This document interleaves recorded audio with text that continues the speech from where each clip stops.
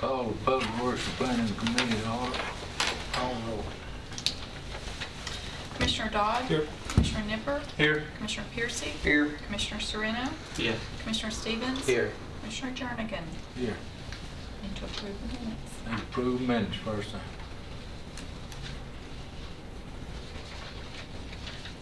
I'll make a motion that we approve the minutes from last month's meeting. Second. Motion made and second. All in favor? Aye. Okay, Highway Department.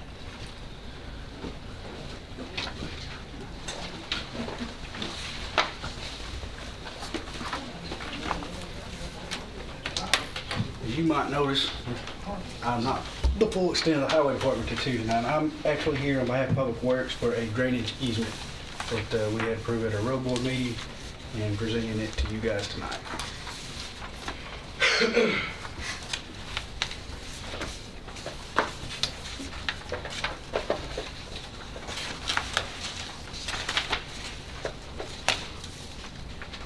Jakes Avenue is off Old Woodbury Pike. That's the location of our project. I'll make the motion that we approve the drainage easement request and forward it to the full commission. Second that. Motion made and second. All roll. You do acclamation. Okay, all in favor? Aye. Thank you, gentlemen. Good man. Thank you. Appreciate it.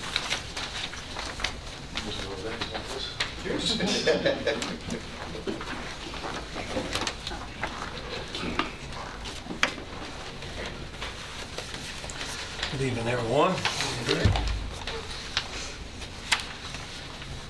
Okay, we're going to start off with a budget amendment. We're moving some money around inside our current budget, so we need to move some money to buy some additional metal pipe and some additional crushed stone for some projects that we have underway. So we want to decrease our salt by 12,000 and increase our metal pipe by 5,000 and our crushed stone by 7,000. So it's noteworthy that since we're decreasing the salt line item, that obviously we feel like we're out of the woods on any kind of event, and we currently have a full shed. So we don't think that's going to get us in any kind of trouble. That's the budget amendment that we're proposing, which was passed by the road board yesterday and brought to you guys for full disclosure, for lack of a better. I'll make a motion to accept the amendment as presented. Second.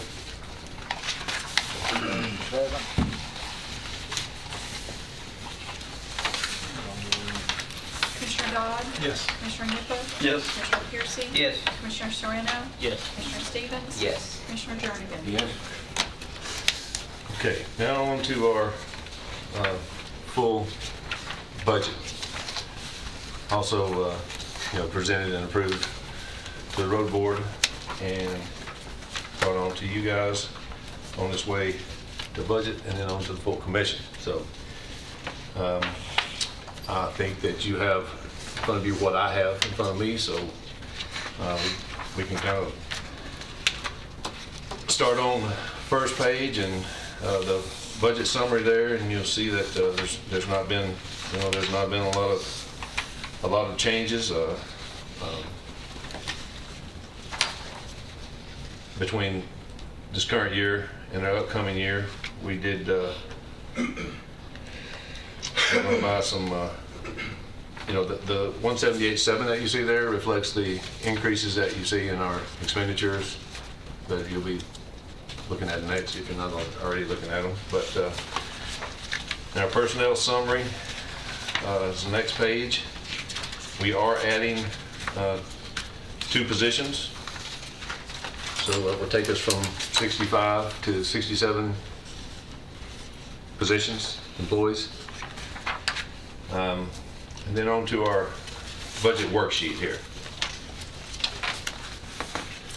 If you have any questions, please just interject.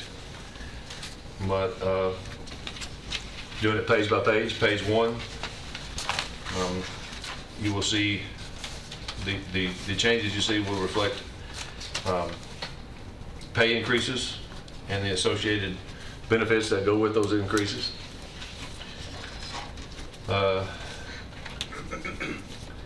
only other thing there on the 599 is we increased that by $3,000. That's where we get where we pay our permits for our quarry and our fees, and then bonds for the commissioners, the road board. Page 2, again, you'll see employee salaries and benefits increases.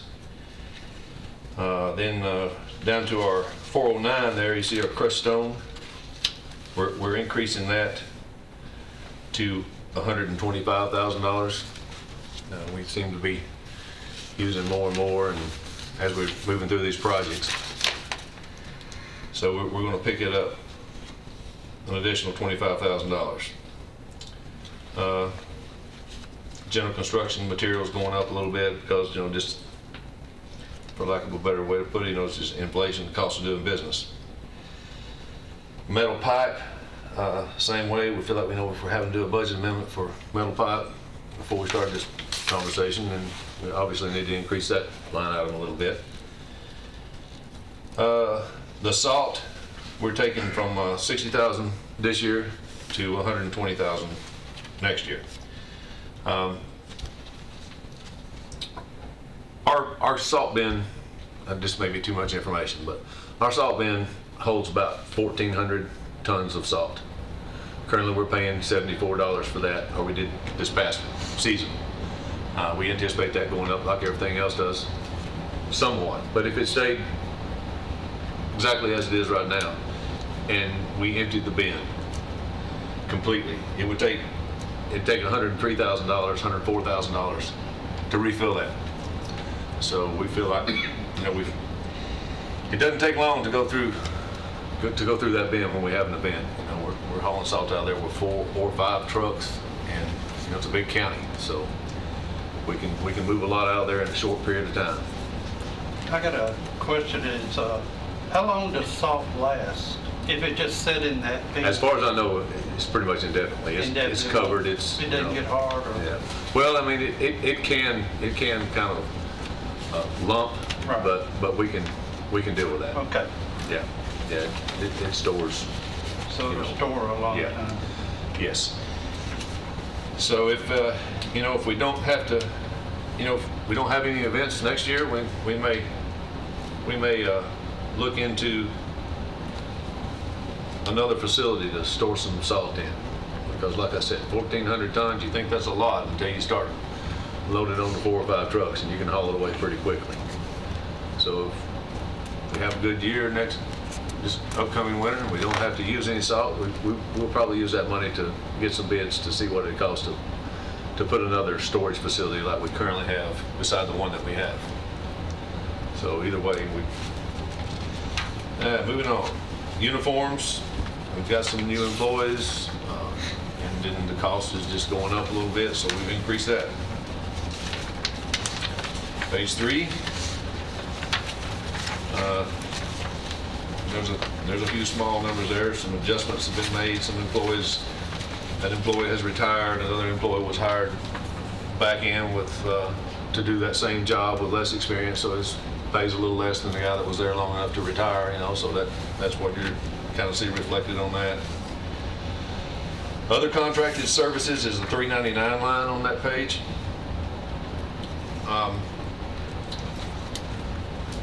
That kind of represents where, as we upgrade our equipment, it's computerized, it's very technical. We have a good group of mechanics, but there are some things that you just can't do anymore. You have to have the manufacturer analyze what the problem is and that kind of thing. So that's that's what you see right there on that 399 line. When we have to take something to a dealer, something that we can't handle ourselves, that's what we use that money for. Okay, and then the other supplies, materials, the $2,000 there, that's just, kind of hand tools and that type of thing for our shop. On to page 4, again, you see some pay increases.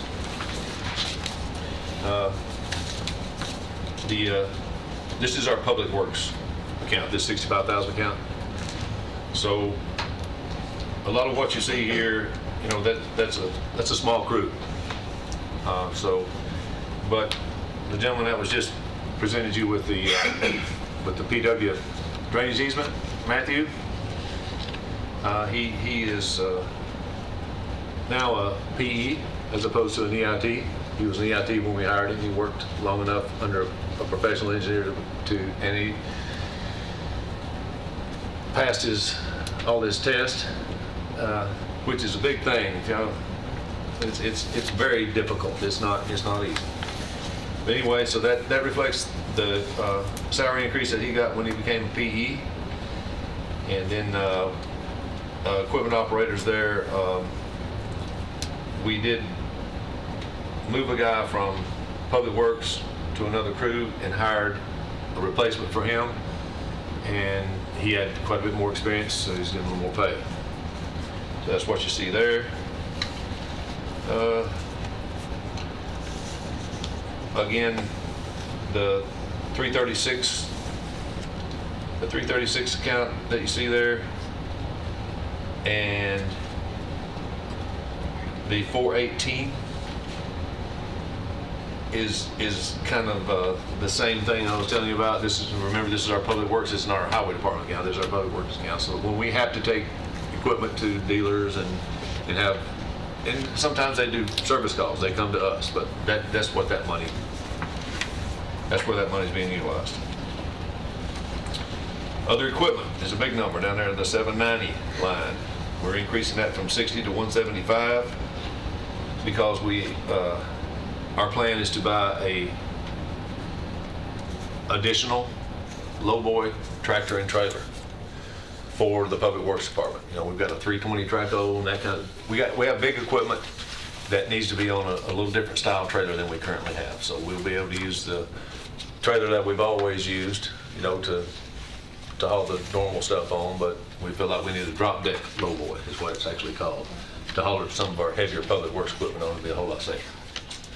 So that's what that is. We're going to try to purchase that off state contract, and we've already looked around, and we feel pretty confident that will take care of our need there. Page 5. This is where you see the state aid money, whether it be bridge or road, kind of go and come from. And it's a little more difficult to follow, but you see the 705 in the capital outlay. That represents the bridge that we're about to get started on Gucci Ford. We're going to replace that slab, put in a bridge that's similar to the one on around the road from it, and so that's what that number is. Any questions about expenditures before we move on to the revenue?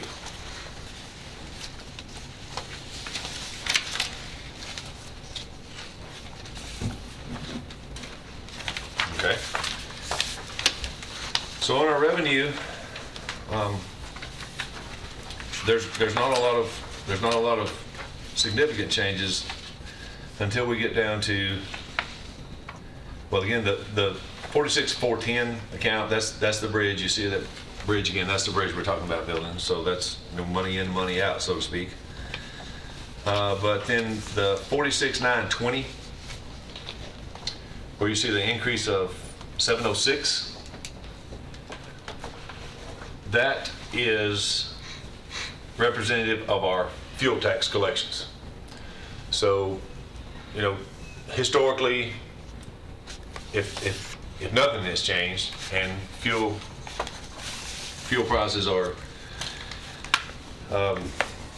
manageable. They're not $5 a gallon, you know, it's an average price, an average for what the trends are right now. Then we see that number go up slightly, percentage-wise, every year by consumption, however much is being consumed. So we see that number inch up a little bit. The reason you see the more substantial increase this year is the Improve Act that was passed. So this number is what we consider to be a conservative estimate of what our fuel tax increase will be in the coming year. We don't have a lot of history to go on. The collections are running, the collections are running 2 or 3 months behind.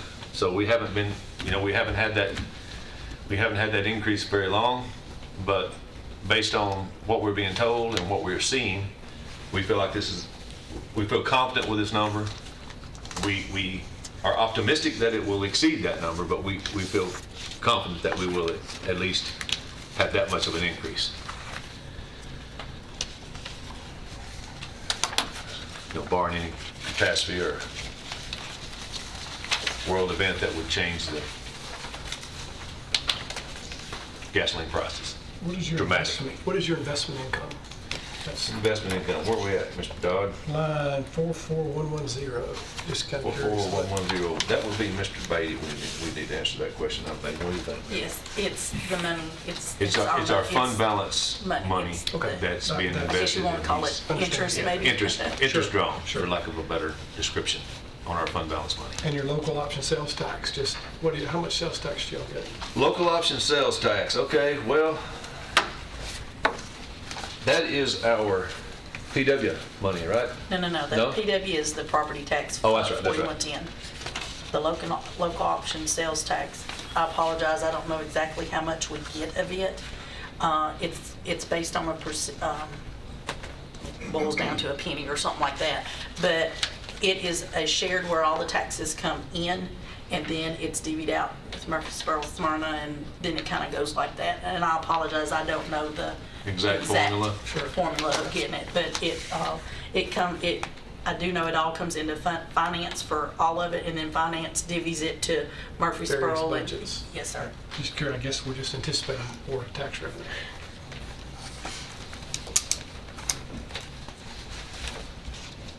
Yes, we're running to the good now. I just noticed that we had increased that. I apologize.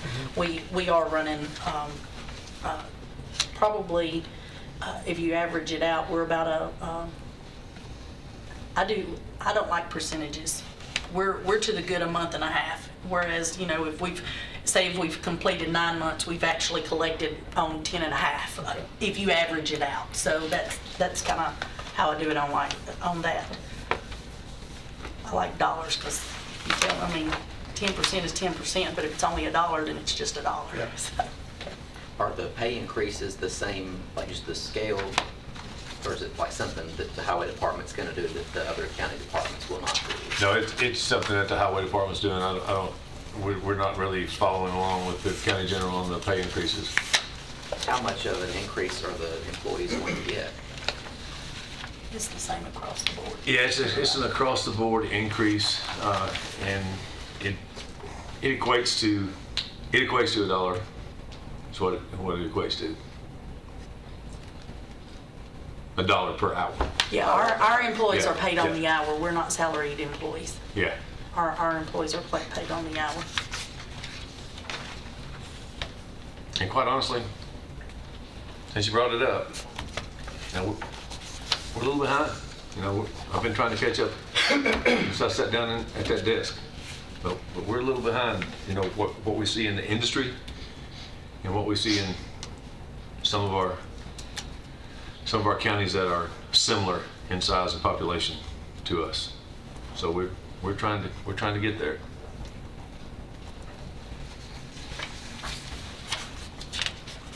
Is there a particular reason why the health insurance went up so much, or is that just the cost of? It's a 8%, it's figured on an 8% increase that Yeah, I I've think got from as you see- Miss Melissa and Lisa on what they're figuring As across you the start seeing board. other people bring their budgets, I think you're going to see that kind of across the board. Yeah. It's that's a huge discussion, you know, the health insurance. You know, currently we're at 8317 as far as county match employee. And as you know, we're headed to 80/20. That was the goal, was to get to 80/20. So you're going to see that increase annually, and then regardless of where you're at, you know, whether it's, you know, a county government or just local sector, or if you're being offered insurance and you're not anticipating a premium increase, then, you know, you're just not being realistic. Sure. Insurance premiums are going up. It was voted on this month to go to 80/20. And you know, even if we were, So it's coming before the, To accelerate it to 80/20? Yes, to go yeah, from, this month. yes. It'll be at budget Thursday night. Right.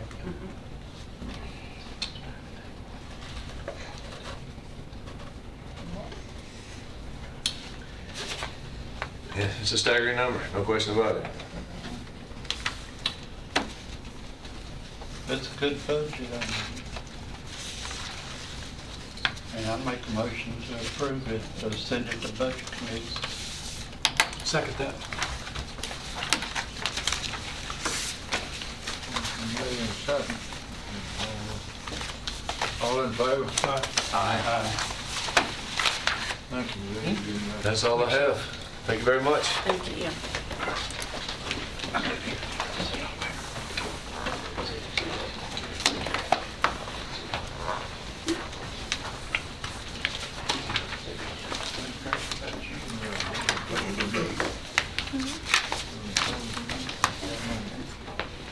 Good evening. All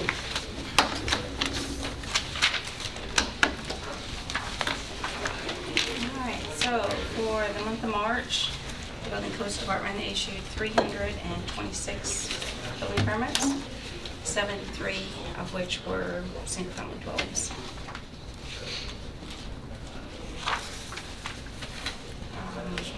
That equates to a revenue of $116,147.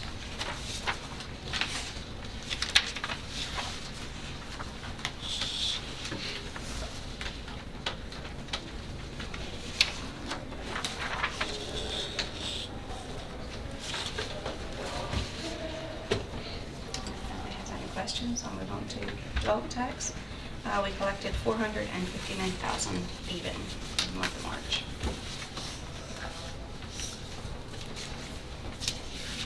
And zoning enforcement was a total of 173 inspections. I think everything is starting to pick up. It's that time of year.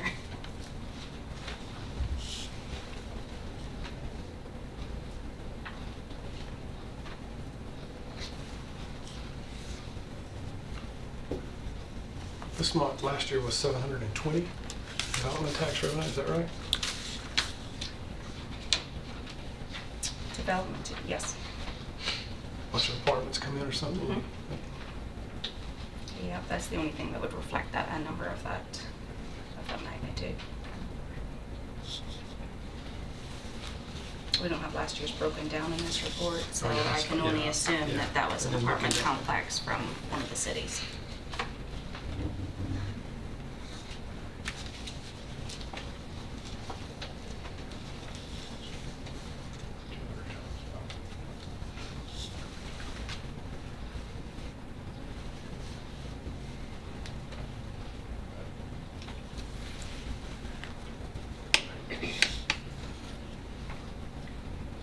Make a motion that we approve her report. Second. Made and second. All in favor? Aye. Thank you so much, guys. Good Thanks. night.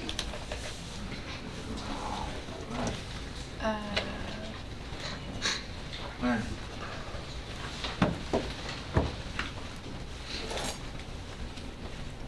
you. Evening, Commissioners. How y'all doing tonight? All right, first things first. Look at our available lot inventory report. On page 4 of 4 on that first report, you'll see that the total available lots is 660. It's down a little bit from last year at the same time, 703. down a little bit from last month as well. There was quite a few permits that were issued, and not as many new lots were recorded. So because of that, that did go down. Again, when you look at the trend, next month I'll try to bring you a map. I keep up with a little chart on Excel that kind of shows the trend line and everything. You'll notice that for the last year and a half, 2 years now, it's been kind of just waving between that 600, 700 range. So this really isn't anything unexpected at this point. The total not recorded lots, we did have a few new preliminary plans approved on there, so that is over 3,600. Again, these are lots that are either, this will reflect those subdivisions that are under construction right now, sections under construction, or smaller plats that didn't require preliminary. You'll see some like 3, 4 lot subdivisions in here, things like that, so that's what that's reflecting. If there's no questions on that, we'll move into the zoning report. We'll have 3 public hearings for you at next month's meeting. We did consider 4 at the Planning Commission. One of them was deferred. The first one, Benchmark Companies by Scott Grady. After the public hearing and discussions with the applicant, it was recommended for deferral so that the applicant could pursue a plan development application for his proposal. We just met with him yesterday about that, as a matter of fact. So probably a couple months before he gets to back to the Planning Commission. But just to let you know what's going on with that. Of the 3 that will be coming before you, the first is for property located along Burtnob Road. This request comes as a result of a zoning enforcement action. The applicant wants to run a concrete business from the property which was already in operation.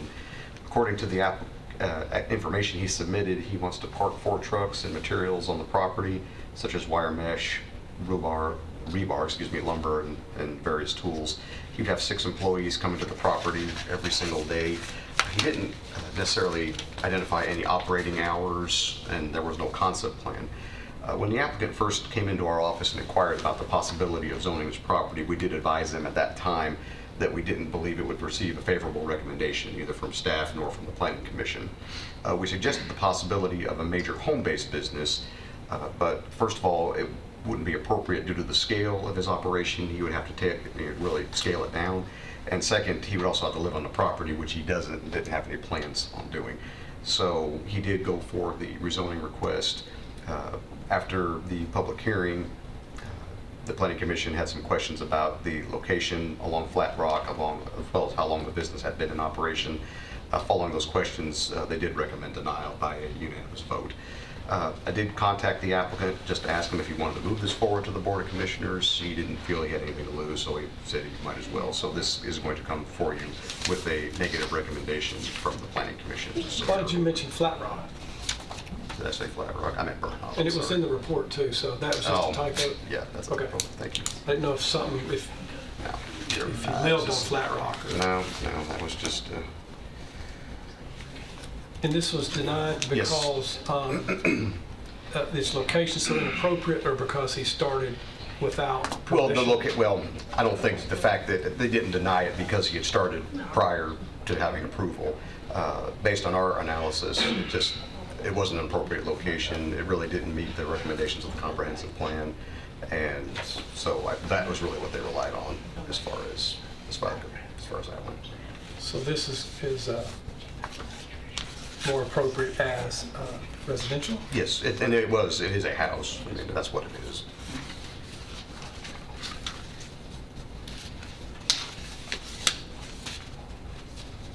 Any other questions on that one? Thank you. Okay, you're welcome.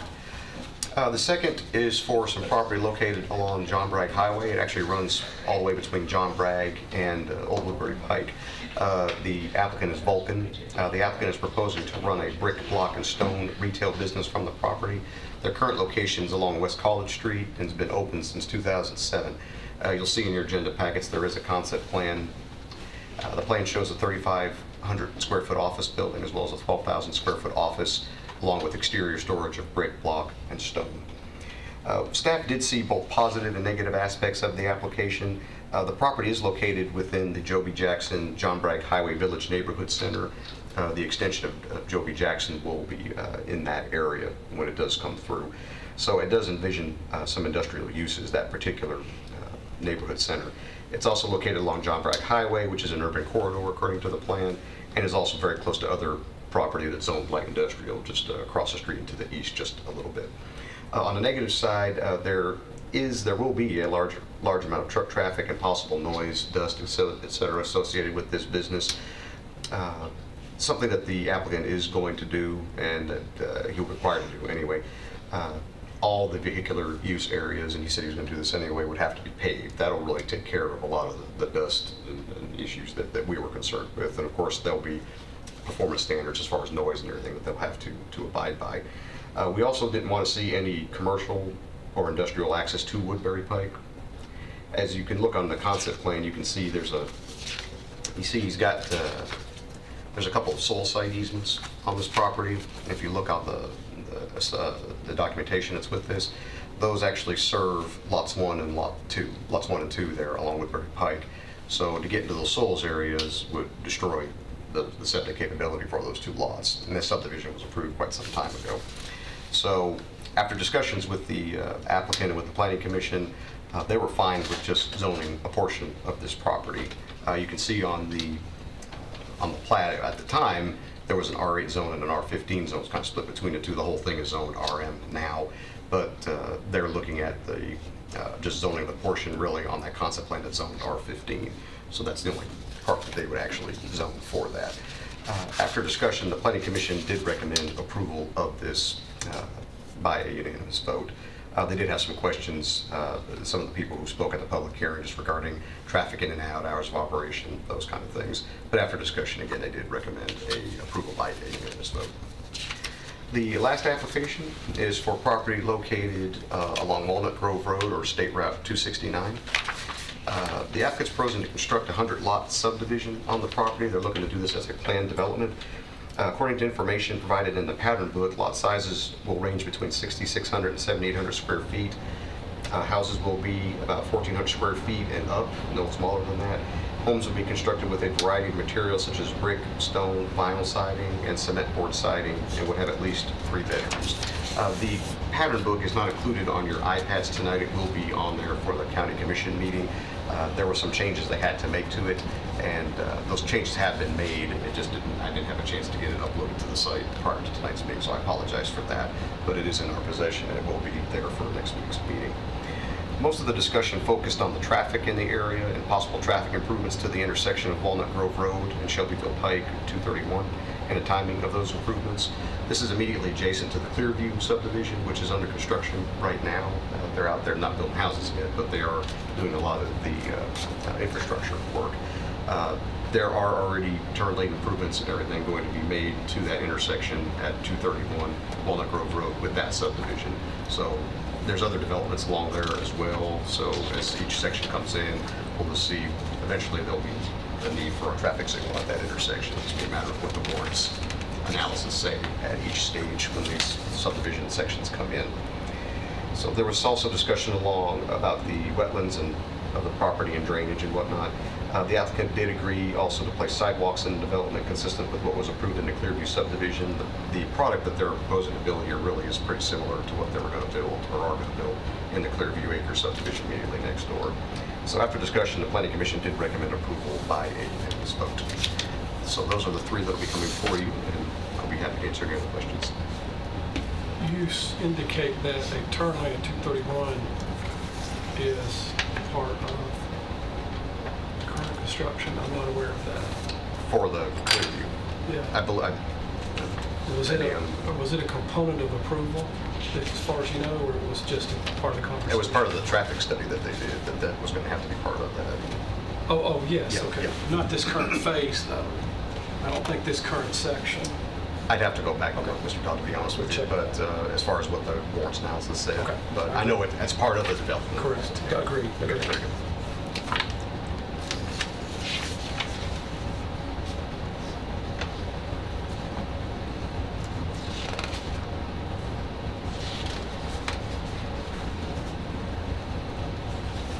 I'll make a motion to approve the report and send it forward to the full commission. Second.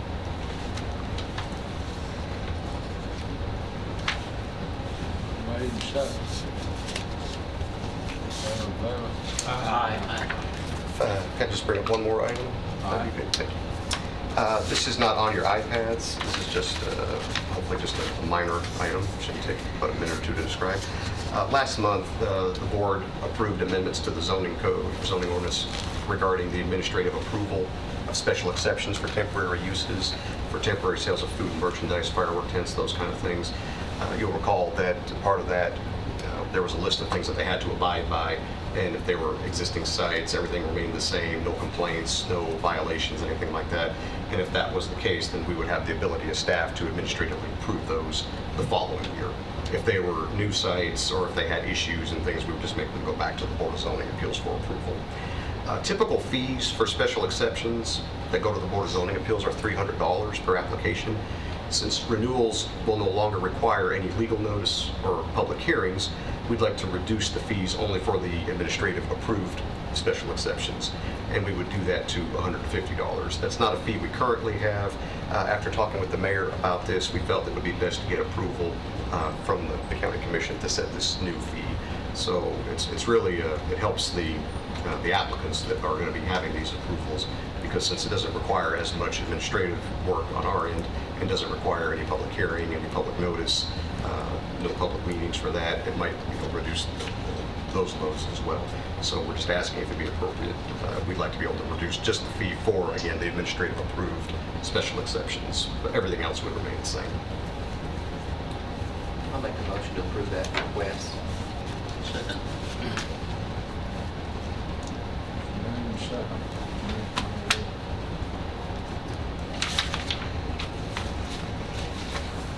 Commissioner Dodd? Yes. Commissioner Piercy? Yes. Commissioner Sereno? Yes. Commissioner Stevens? Yes. Commissioner Jernigan? Yes. Thank you very much. Appreciate it.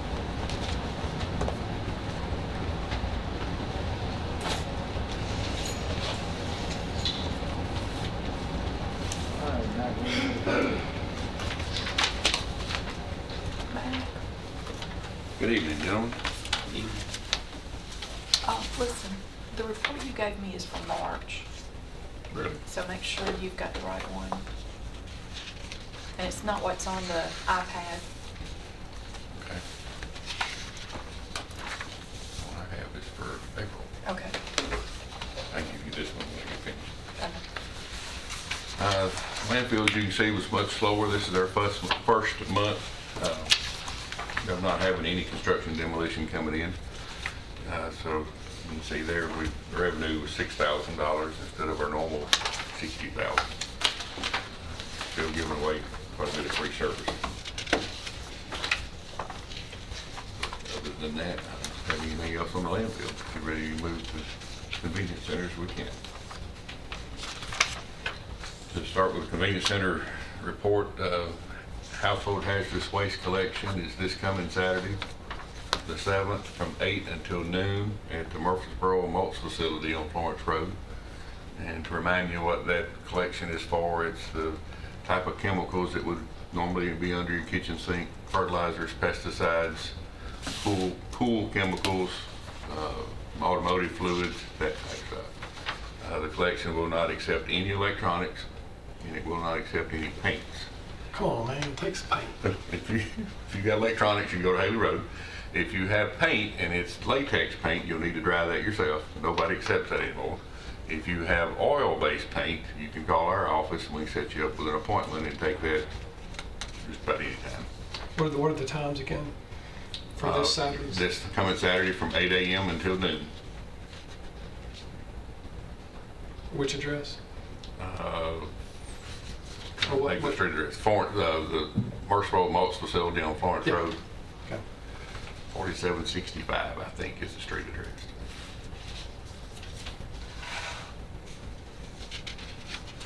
And our centers have been rather busy. Last week was spring break. We're normally more busy during spring break and fall break than regular, and I really don't know why. I guess just because that son's at home, he's got a pickup truck and they can put him to work. I don't know other than that. But activities for the centers, it stayed fairly busy. Recycling is actually up. If you look at our percentage, and the state measures recycle percentage by weight. Most recycled commodities are lightweights. So our average by weight is roughly 17%. But if you look at the number of hauls, truckloads, about 27% of our loads are recycled. So recycling is still on the rise. We need to still recycle much better than we do. But it's going better. The centers are staying busy. It's been a struggle to keep them going. We're going to go through a budget amendment here shortly, and I'll explain to you what's going on with that. Do you have any questions on either one of those reports? Do you have any projected time of when the landfill might open back up for construction, Edward? Not yet. We work with the county engineering department. They work with us really well. They're supposed to be out there tomorrow, depending on the weather, to do some surveying for us, to get some elevations and to where we can start putting in the leachate berm. That's what they call it. I actually call it a dam. But we can get that installed, and then with those elevations, we can correct any overages and try to fill any low spots and then see what we have left. But where we'd gotten to, I don't know if you'd been out there quite a while, we'd gotten down near to where that old settlement pond was, and that's actually in the footprint of the landfill. So that would go away and some stuff go into it, but we need to build that berm before we can do anything with it. So I really can't answer your question. I just explained, what we're in the process of. Have we taken any household trash out there since you took the job? No, not willingly anyway. Just construction debris? No, it closed the household trash in '94. 94. Has any of it ever been kept? The old, what they call a class 1 site, which ours is technically not, the old landfill, the garbage landfill site, has what they call a beanie cap. You got the heel and then coming down the sides. So it's just the top of it has been covered and down the sides a little. And it's not a synthetic cap. It's a mesh type liner with bentonite and then another mesh type liner on top of it. And the bentonite is intended to help keep the water from flowing through. The leachate issue, is it coming from the household trash or the construction plant? Both. Both. We're placed under assessment in 1994 for groundwater contamination. And all of that was stemming to leachate. There's not a leachate collection system actually there. There's one sump that was put in when the landfill was closed, and it's on one side of the landfill. And what we do with that is we'll go up and turn the pump on, and there's about a 300-gallon plastic tank, and we'll intended to fill the tank. Well, you'll get about 250 gallons in it, and you pumped all there is. And then turn on a gravity flow valve that will release that leachate to go to Middle Point to go through their treatment system. Since that time, we have dug our own sumps, and we have one in the old closed landfill where we can pump leachate and have to haul that out. And then we have one in the C&D site. The C&D site is actually generating more leachate to be hauled than the old closed landfill is. But the old closed landfill has a lot of leachate trapped within it. What should happen in a landfill, perfect world, not always works that way, is you take your trash in today, you compact it in, you cover it up with dirt. And then tomorrow you remove that dirt and you put trash to trash. Well, if you don't remove the dirt, you can still put trash in there, but you wind up with little capsules of trash everywhere, and that's the way a lot of our landfills have been done. So it makes it hard for the leachate to have a place to go, an engineered place to go, or the methane gas. So Mother Nature will find its own place. That's what we're battling right now. If it was capped correctly, don't you think it would really restrict the amount of leachate having to be hauled away? It could help. You're right, it could help. But it would generate, to help explain it, your kitchen trash can, you don't put any liquids in it, but by the end of the week, when you pick the trash bag up, something leaks out, and that's where the food waste in there deteriorates and turns into some liquids. Same thing happens in a landfill on just larger scale. Would you think all the stuff that went in that prior to 93 would pretty well be decayed out? When we've dug in it before, leachate outbreaks are to where you have leachate literally running out the side of the hill, and the customary way to fix that is take a track hole and get above where that leak is and dig straight down as deep as you can, and then you refill the hole with gravel, and basically you're creating a vertical French drain. And the intent for that is the leachate is coming out here, to create a drain so it will run back in on itself and stay in the landfill. When we did that on the spot that we opened up, it was saturated. We dug 4 feet, hit leachate, and dug another 20 feet and stayed in leachate. So that side of the landfill is actually saturated with leachate, and we're still trying to pump that out, and it may take forever. But to answer your question, yes, a better cap can help that situation. But you don't think it would do away with it completely? No, sir. And you asked, was the garbage from the pre-93 decayed? Okay, Is that- when we dug into that, what we found was layer of trash, layer of dirt, layer of trash, and that's how landfills should be built. What was very recognizable was any tire or any piece of metal, plastic similar to Visqueen type plastics, beverage containers and food containers of metal, and then kind of a real dark, not really a powder, but a big granulated substance. That was the trash.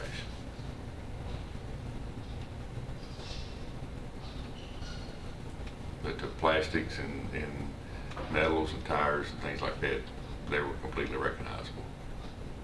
Would the metal be recycled or Sure. not? Yeah, it'd be rusty, but yes, it would still be recycled.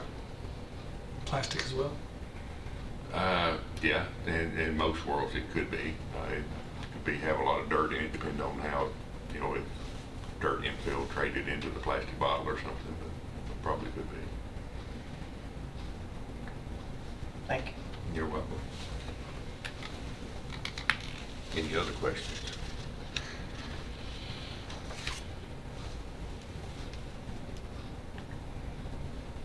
I make the motion to approve his report as presented.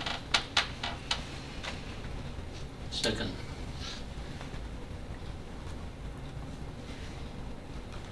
Made and second. All in favor? Aye. Aye. Is that the cap? The report on the iPad is April 2017, so your budget amendment is not on the iPad. Oh, That's the scales right there. I have a budget amendment as well, moving money from one line item to another. We have 2 funded driver positions, but haven't been able to hire a driver. We don't have any applications. So we've been running quite a bit of overtime to keep up with it. So what we're asking to do is to move $30,000 out of the driver salary line item and move it into the overtime line item.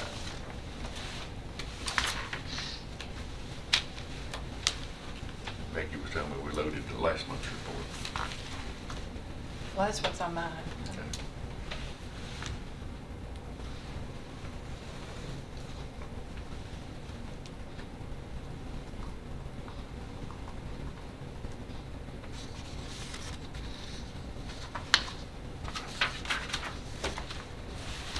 Is there a reason we're not able to find the driver, or what's the issue with that? There's a lot of different speculation depending who you ask. Maybe they don't want to work for me. Our salaries are not as high as a lot of people can make. Most companies running dump trucks can pay their people per hour more than we will. But we do have benefits that a lot of those companies do not have. I've had, in the past less than a month, had two drivers contact me, and I talked to them, and one of them actually came pick up applications, said I'll be back tomorrow and turn it in. Tomorrow hasn't come yet. And the other one I spoke with was already driving for another trash company, and the lines at the landfill, they get paid by the load, so he was averaging $10 an hour because of the weights at the landfill. But he thought about it, and he called me back and said his boss changed the pay structure for him, so he's gonna stay where he is, and I don't blame him for that. What are you gonna pay him, this driver? If you're a driver with experience, up to 10 years driving experience, the county can account up to 5 years, through step raises. So if you were in that position, we could start you out somewhere around 1670 to 1680 Plus benefits. plus benefits. So this is just to get you through the end of the fiscal year then? Yes. To give you an idea, Our drivers are somewhere around $34,000 a year. In 1987, I graduated from Middle Tennessee State University with a degree to teach agriculture. And there was no agriculture teaching jobs available in Tennessee, or in Middle Tennessee, that I was interested in moving to. So I wound up working at Jefferson Pike Market for a little while, stayed there for a while, and then I went to work for BFI as a driver. And that was in '89. My first year as a driver in 1989, I made $39,000. Our drivers don't make that today.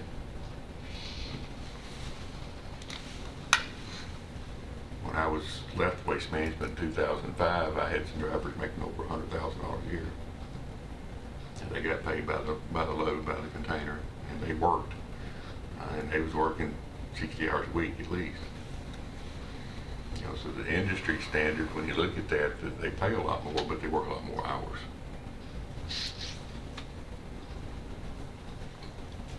Well, I'll make a motion that we approve his budget request. Second.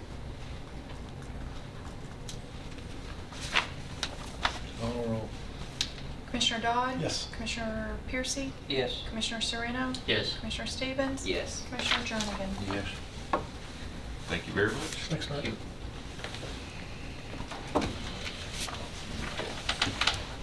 No, I got the right one. It was the iPad that was wrong. Oh, okay.